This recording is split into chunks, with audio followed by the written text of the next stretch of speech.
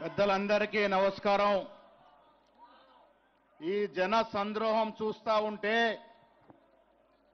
BRS BJP తుఫ్ఫున కొట్టుకపోవడం compulsory ఖాయం. 10 ఏళ్లు ముఖం చాటేసిన కేటీఆర్ ఏం ముఖం పెట్టుకొని వచ్చి ఓట్లు అడుగుతున్నావు ఇక్కడ?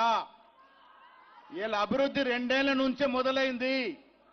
ఓల్డ్ సిటీకి మెట్రో వచ్చినా, మీకు సన్న బియ్యం వచ్చినా, మీకు రేషన్ కార్డులు వచ్చినా, మీకు ఇందిరమ్మ ఇల్లు వచ్చినా, మీకు ఉచిత బస్సు ప్రయాణం వచ్చినా, ఇదంతా కూడా 2 ఏళ్ల నుంచి కాంగ్రెస్ పార్టీ ఇస్తున్నటువంటి ఫలాలు. 10 ఏళ్ళు ఏం చేసిండు కేటీఆర్? జూబ్లీస్కి ఏం చేసిండు? 15 ఏళ్ళు ఎమ్మెల్యే ఉన్న గోపీనాథ్ ఏం చేసిండు జూబ్లీస్కి? మరి పని చేయనోడు మనకు అవసరమా? ఇవాళ పని చేసే యువకుడు, పిలిస్తే పలికే యువకుడు, రమ్మంటే వచ్చే యువకుడు, రేవంత్ రెడ్డి గారి ఆశీర్వాదంతో ఎమ్మెల్యే అయితే మీ జూబ్లీహిల్స్ నియోజకవర్గం ఈ రాష్ట్రంలోనే మేటి నియోజకవర్గంగా తయారయ్యే అవకాశం ఉంది. ఆ మాట కాంగ్రెస్ పార్టీ ఇస్తుంది. వాళ్ళ బీద ప్రజలు ఎక్కువ ఉన్న జూబ్లీహిల్స్ లో పేదలకు అండ ఉన్న కాంగ్రెస్ పార్టీ హస్తం గుర్తుకి 11న జరిగే ఎన్నికల్లో ఓటేసి నవీన్ యాదవ్ని గెలిపించుకుంటే రేవంత్ రెడ్డి గారు మీ నియోజకవర్గ ఎమ్మెల్యే అయినట్టే లెక్క. అన్ని పనులు ఎక్కడ కూడా ఆగాయి.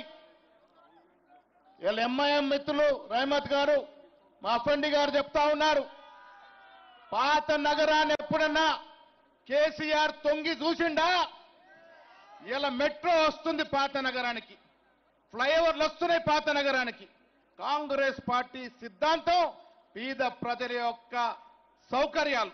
అందుకే మిత్రులారా, 11న జరిగే ఎన్నికల్లో నవీన్ యాదవ్కు ఓటేసి రేవంత్ రెడ్డి గారిని స్ట్రెంథన్ చేస్తే జూబ్లీహిల్స్ అన్ని విధాలుగా అభివృద్ధి చెందుతుందనే మాట చెప్తూ మీ అందరి నుంచి సెలవు తీసుకుంటా ఉన్నా. జై హింద్, జై కాంగ్రెస్.